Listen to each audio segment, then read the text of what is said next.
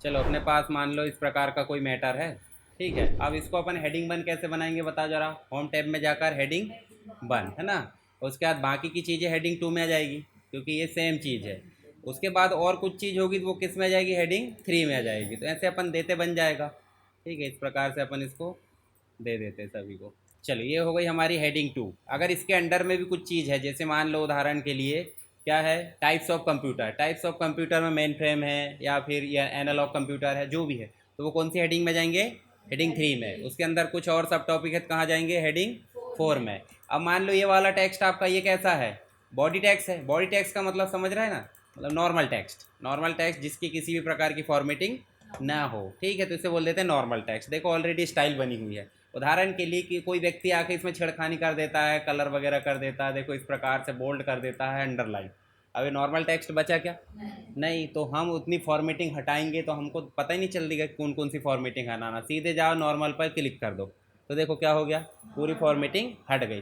तो जो स्टाइल है वो हमारे काम को जल्दी कर रही है, यानी कि जो भी डॉक्यूमेंट हम क्रिएट करेंगे उसको फास्ट कौन कर रहा है, स्टाइल। दूसरा हम पढ़ने वाले आज क्या, लेआउट। डिज़ाइन टैब हो गया था। डिज़ाइन टैब में मुख्य रूप से आपको तीन ही ऑप्शन काम के हैं, बाकी चीज़ तो रेडीमेड है, कोई दिमाग नहीं लगाना। लेआउट में जाएंगे, आपको मार्जिन ध्यान रखना है। कभी भी देखो जब हम पेज में काम करते हैं तो हमको प्रिंट निकालना होता है। ठीक है, और ये छोटा बड़ा कैसे कर रहा हूँ मैं, कंट्रोल बटन के साथ स्क्रॉल पीछे की ओर घुमाए तो छोटा, आगे की ओर घुमाए तो बड़ा। ठीक है, ये काम हम यहाँ से भी कर सकते हैं, प्लस बटन से और माइनस बटन से। ठीक है, तो ये नॉर्मल जो होता है 100% हो सकता है। बड़ा देखने के लिए हम स्क्रीन को ऐसे बड़ा कर सकते हैं। अब देखो हमारा जो मार्जिन है, मार्जिन तो ठीक है, देखो इस साइड से थोड़ी सी जगह छूटी है और इस साइड से भी छूटी है, ऊपर से भी छूटी है। इसको बोल देते हैं मार्जिन। तो मार्जिन मुख्य रूप से चार प्रकार की होती है। नॉर्मल मार्जिन मतलब वन वन वन, यानी कि 1 इंच की मार्जिन चारों तरफ से छोड़ दी गई है। नैरो का मतलब हो जाता है हाफ कर लिए। ठीक है, जैसे उदाहरण के लिए आपको मार्जिन ज़्यादा नहीं चाहिए तो नैरो कर लिए, देखो इधर से भी कम हो गई, ऊपर से भी, लेफ्ट से, राइट से और बॉटम से भी कम हो गई होगी।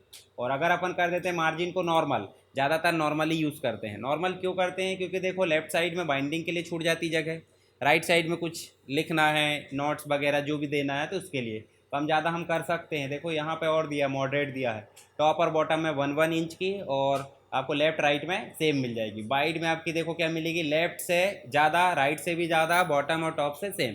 जैसे हम क्लिक करेंगे देखो इस प्रकार की मार्जिन कहाँ यूज़ होती है, कहीं देखे हो, नहीं देखे।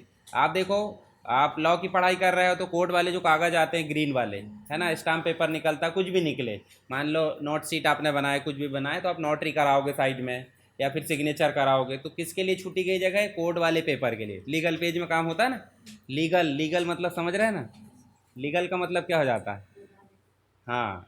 तो वो वहाँ पे लीगली पेज यूज़ होते हैं, थोड़े से बड़े रहते हैं वो, और ग्रीन कलर के रहते हैं, लाइट। तो ये कहाँ यूज़ होगा बताओ ज़रा, वाइट वाला, जब ज़्यादा हमको नोटरी वगैरह या सिग्नेचर कराना है।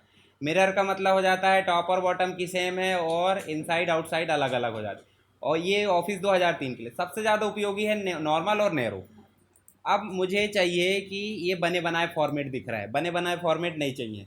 हम चाहते हैं कि लेफ़्ट से बस मार्जिन छूटे, राइट से उतना ही रहे। पर यहाँ तो क्या हो रहा है, बना बनाया है तो भाई हमारी मर्जी चले ही रही। नीचे देखो क्या लिखा है, कस्टम मार्जिन में जाओ, देखो आपको टॉप बॉटम लेफ्ट चारों दिखेगी। तो आप चाह यहाँ पे कर लो दो, और ये टॉप से नहीं करना, कहाँ से करना, लेफ्ट से। लेफ्ट से कितनी, दो, और राइट से कर लो 0.75। ठीक है, मतलब हाफ से थोड़ा सा ज़्यादा। ओके कर दो। तो ध्यान से देखो, आप इधर हमको कोई भी सिग्नेचर नहीं करना, ना सील लगाना, कुछ भी। ज़्यादातर आपने यही देखे होंगे, है ना, स्टाम्प पेपर या जो भी बनाते हैं आप, जैसे गैप हो गया किसी का, तो गैप सर्टिफिकेट बनेगा तो यहाँ नोटराइज रहता है, तो इसका मतलब यहाँ जगह छूटेगी। ऊपर भी जगह छूटती कभी कभी।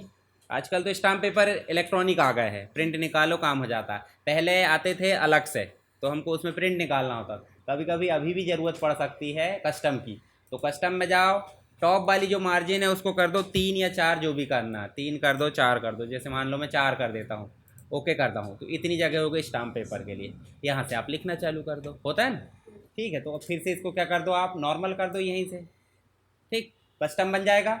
उसके बाद है ओरिएंटेशन। ओरिएंटेशन मतलब हो जाता है पेज कैसा रखना है। अब आपको नॉर्मल डॉक्यूमेंट बनाना तो A4 पेज रहेगा, पोर्ट्रेट कैसे रहेगा, पोर्ट्रेट रहेगा। और अगर आपको सर्टिफिकेट वगैरह बनाना है तो आप कैसे कर दोगे, लैंडस्केप। देखो चौड़ाई बढ़ गई है।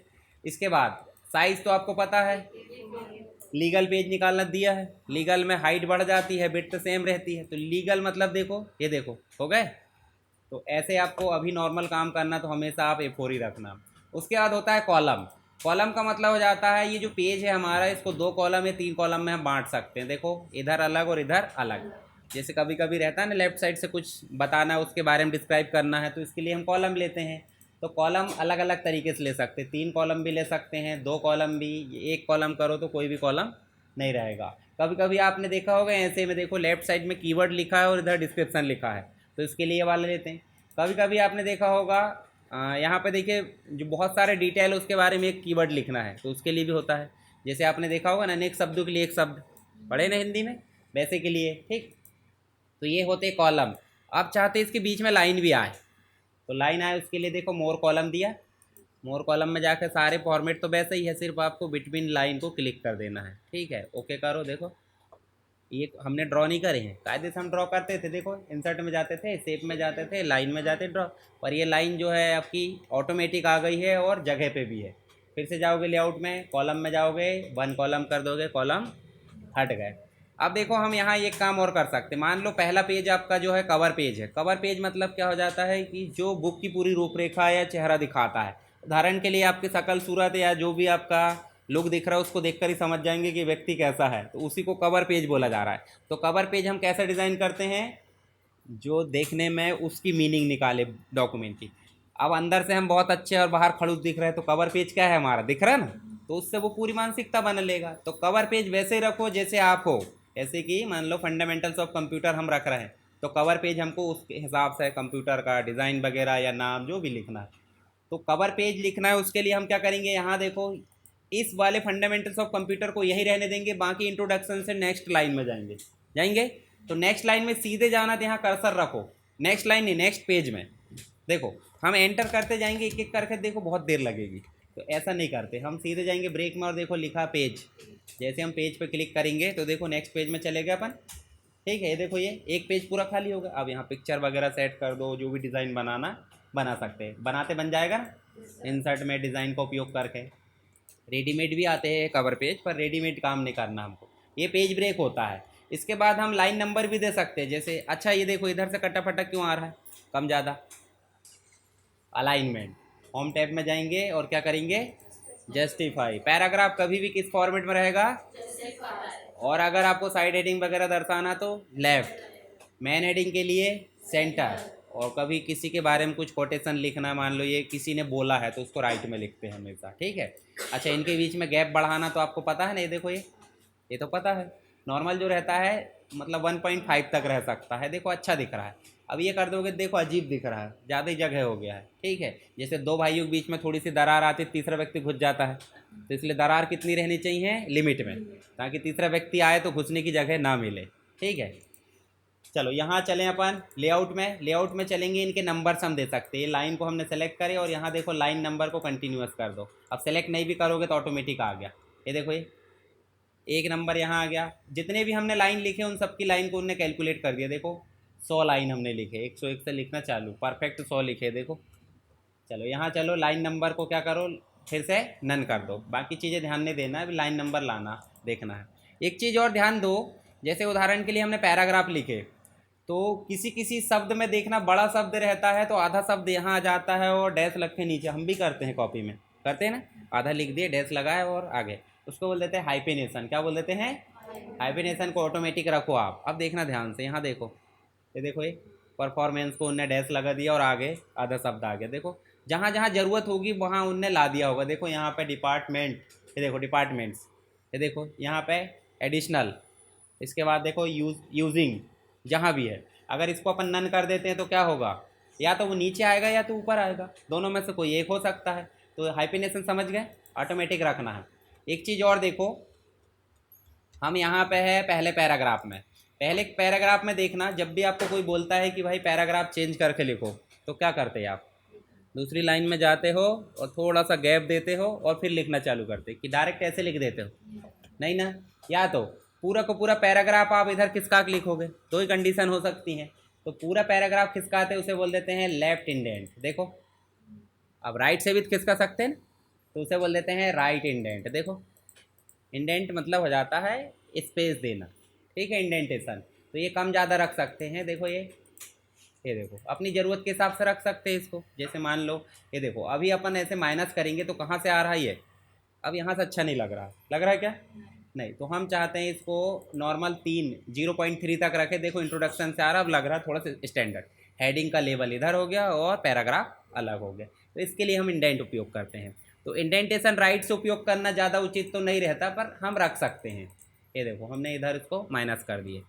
चलो यहाँ देखो ये एक और दिख रहा है, ये दिख रहा है पैराग्राफ के ऊपर और पैराग्राफ के नीचे गैप। मतलब ऊपर वाले पैराग्राफ जो है उसके नीचे कितना गैप है, कम करेंगे देखो अब पैराग्राफ में गैप नहीं है, और ज़्यादा करेंगे तो क्या हो रहा है, देखो बढ़ रहा है। ऐसे ही इस पैराग्राफ से ऊपर से गैप बढ़ाना, देखो स्टैंडर्ड जो रहता है 6 रहता है, यानी कि मान लो ऊपर 6 कर दो नीचे 6 कर दो, तो ज़्यादा गैप भी नहीं दिख रहा और पता भी चल जा रहा है पैराग्राफ चेंज हुआ है। पर ये इंडेंटेशन से ऐसा थोड़ी पता चल रहा है पैराग्राफ चेंज हुआ। हम चाह रहे हैं कि स्पेस देकर ऐसे लिखा है ऑटोमेटिक। तो हम जो है 2-4 पैराग्राफ कॉपी कर लेते हैं एक साथ। ये देखो यहाँ कितने पैराग्राफ हो गए, 5-6 हो गए। चलो इसको अपन कर देते हैं यहाँ से इसको छोटा, और सब पैराग्राफ को सेलेक्ट कर लो। कर लिए सेलेक्ट।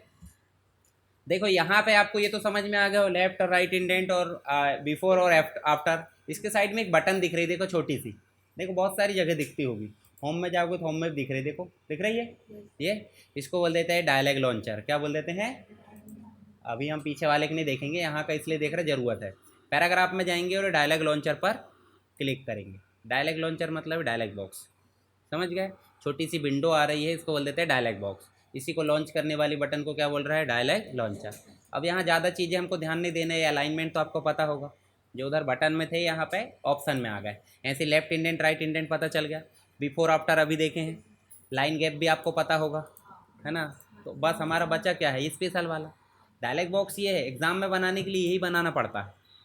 तो अभी तो मैं मतलब एग्ज़ाम के हिसाब से नहीं पढ़ रहा है, हमको प्रैक्टिस करना है, ठीक है। एक रिवीजन क्लास होगी जिसमें एग्ज़ाम के हिसाब से बताऊंगा मैं। स्पेशल में जाएंगे और यहाँ जाकर आपको करना है फर्स्ट लाइन। देखो कभी भी हम पैराग्राफ चेंज करते हैं तो पहली लाइन को ही थोड़ा सा स्पेस देख लिखते हैं, उसके बाद नीचे क्या कर देते बराबर, कि हर लाइन को छोड़ोगे। हर लाइन को छोड़ दिए तो वो लेफ्ट इंडेंट बन जाएगा। लेफ्ट इंडेंट नहीं करना है, फर्स्ट लाइन को छोड़ना है। कितना गैप?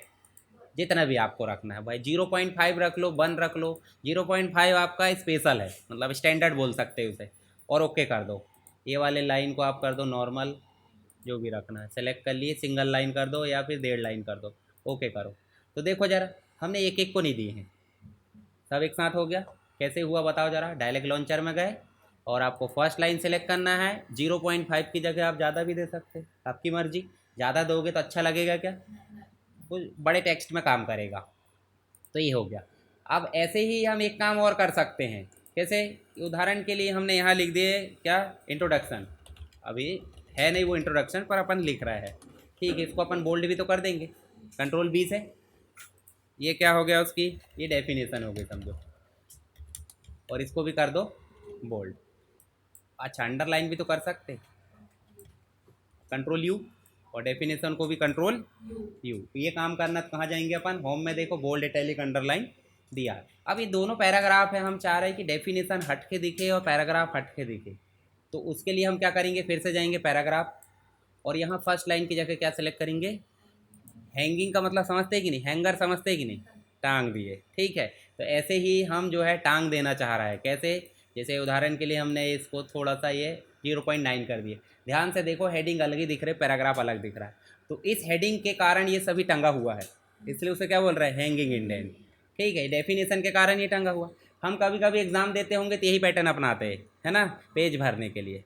पर ऐसा नहीं करना, क्यों? क्योंकि जस्ट इसके नीचे बस का लाइन नहीं लिखना है, हिच पिच हो जाएगा करके। तो उसके नीचे से तो आप बराबर कर सकते हैं। देखे होंगे जैसे एप्लीकेशन भी लिखते थे हम, जैसे I wake to say that I am a student, जो भी लिखते हैं तो वो थोड़ा सा स्पेस देख लिखते हैं, फिर नीचे वाली लाइन से बराबर से लिख लेते कि वहीं छोड़ देते। नहीं ना, बैड मैनर्स कह जाएंगे। तो एग्जामिनर कैसे आपके जो लिखावट है उसको अच्छा मानेगा। पेज नहीं भरना है, सिस्टमेटिक लिखना है, ठीक है।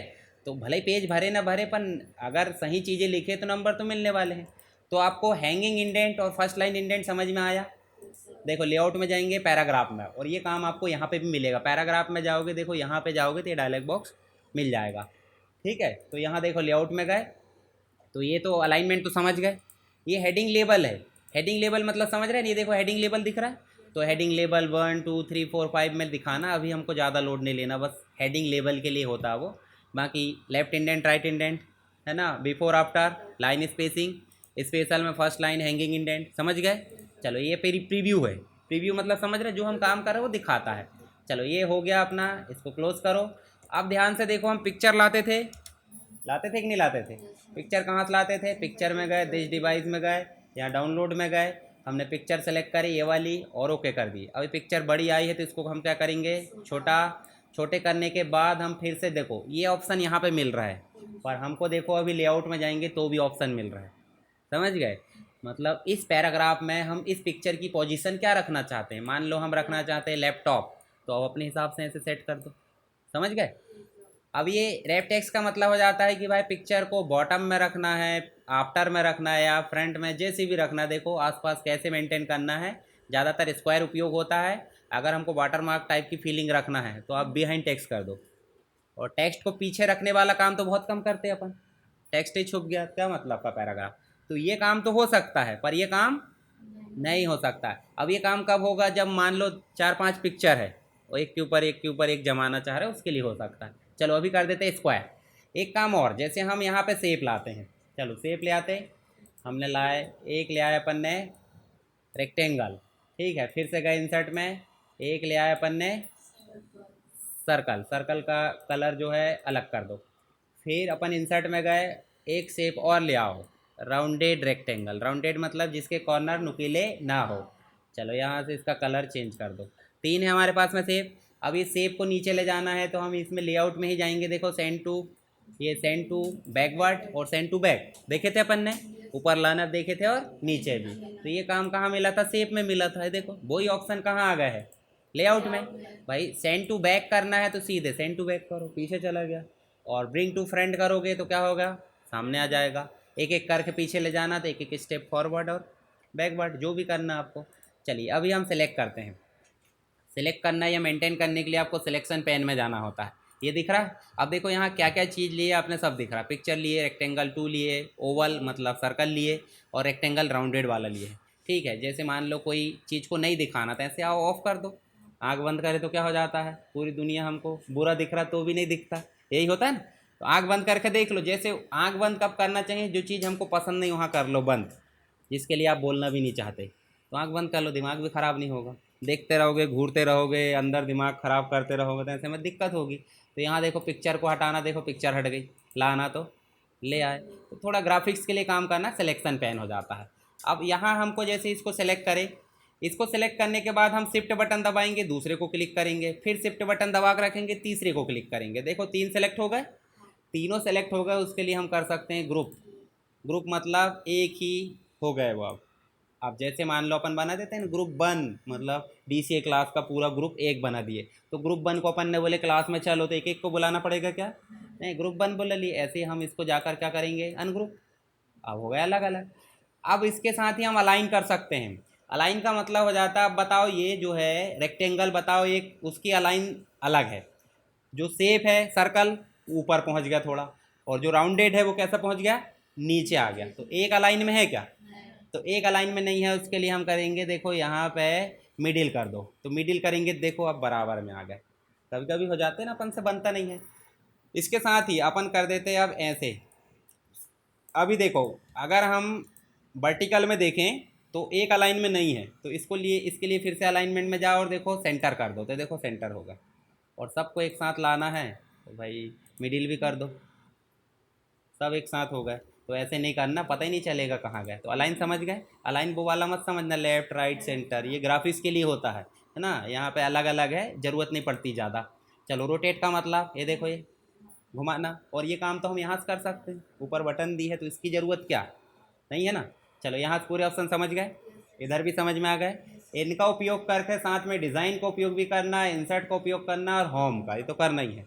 तो पूरे ऑप्शन का प्रयोग करते हुए आपको ऐसी अच्छी बढ़िया रिपोर्ट बनाना है। अब रिपोर्ट ऐसे कॉपी कर सकते हैं मैटर, अभी इतनी ज़्यादा टाइपिंग तो बनी नहीं होगी, तो कोई भी देखें ऐसे टाइपिंग कर लो थोड़ी सी और कॉपी पेस्ट कर लो, और हेडिंग पूरी अलग अलग लिख देना। पर इंट्रोडक्शन जो भी लिखोगे सब अलग अलग लिखे, 8 10 पेज की रिपोर्ट बनाना है। सब में शेप ला के रखना है, पिक्चर ला के रखना है, किसी में आपको लिखना भी है राइट क्लिक करके, तो ऐसे करके सारे ऑप्शन आपके उपयोग में आना चाहिए। ठीक।